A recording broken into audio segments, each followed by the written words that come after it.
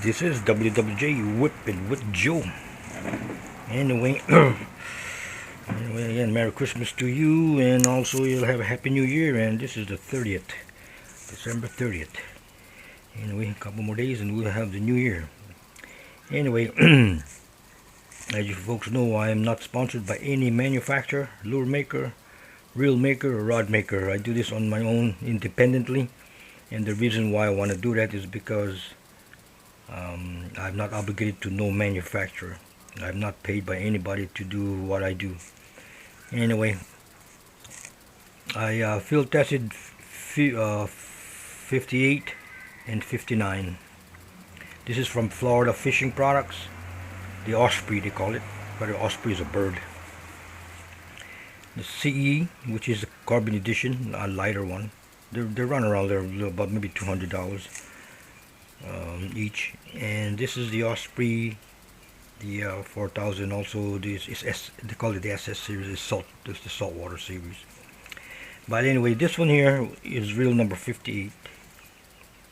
Been to 58 reels. This is 59.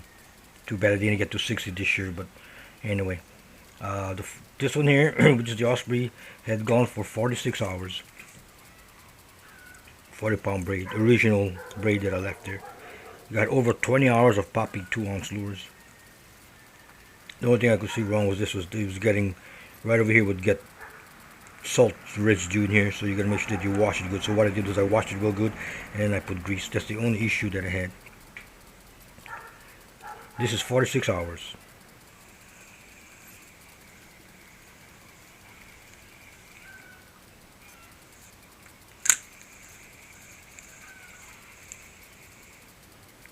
No issues of any kind. No wind knots, no anything. 46 hours. So I went to the saltwater series. This is made for inshore, by the way. Inshore and saltwater, but this is like saltwater. Saltwater completely. This is called the SS. By the way, this is 10 ounces, this is 12 ounces. I fished it yesterday, and that is 25 hours. I finished 25 hours of whipping this one here. At least 20 hours of whipping 2-ounce lures. But the first, well, they said that this had gone dunked in the water. Went swimming on the first outing. If you watch my first video, this had gone in the water. I mean, complete dunked. Came out and I washed it. And anyway, so I kept on using it. The first issue I had during that time was the wind knots. And the first problem I had to fix it was what I did was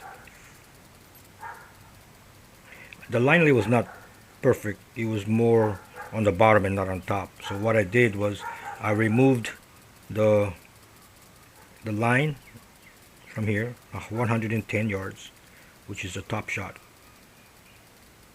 And then I took off the spool and I put in a washer, another washer, so it would go higher.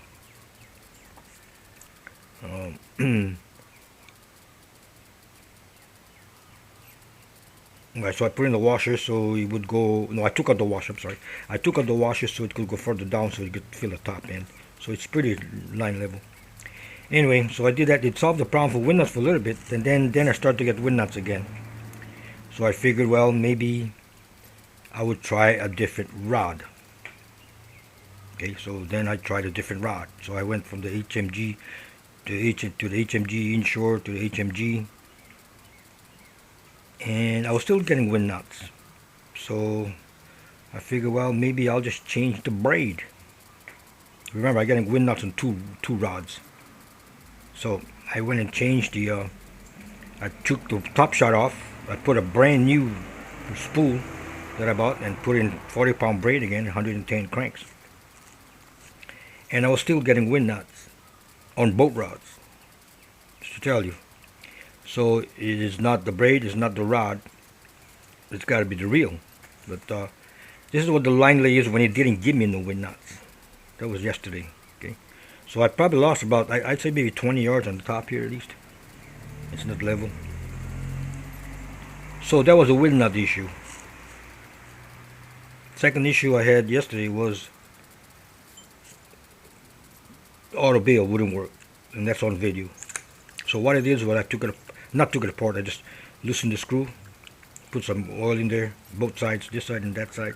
Did the same thing on both sides here. I'm not sure. It shouldn't do that, but anyway, it's got an issue with the bill.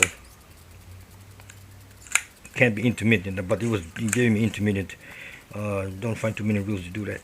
Anyway, then this morning I was going to go out, and well, you notice I'm not out fishing just because we have an issue this morning.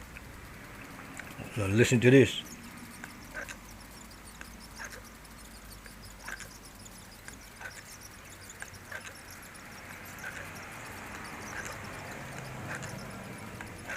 So you got some grinding sound there. I don't know what it is, but anyway.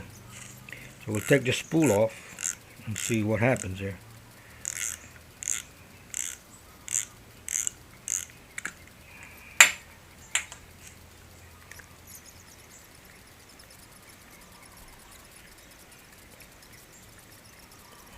So you don't have that grinding sound.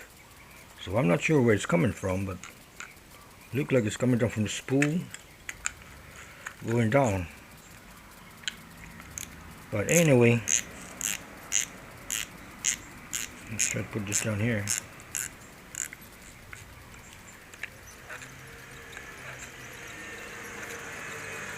You see, when the spool goes down, goes down, that's when it has a problem. But I mean, it seems like all the reels that I've tested, the Kumas were all the same way for some reason. Well, we'll get to the Kumas later, but anyway, that's the issue. So we're gonna fail this FFP. Sorry for all the fishing products. And I don't know, this too bad this thing comes off pretty fast, but anyway, again, this is WWJ Whipping with Joe, Osprey, 25 hours, Osprey C46. This one's been dunked also, by the way. But anyway, again, WWJ Whipping with Joe, the Osprey 4000.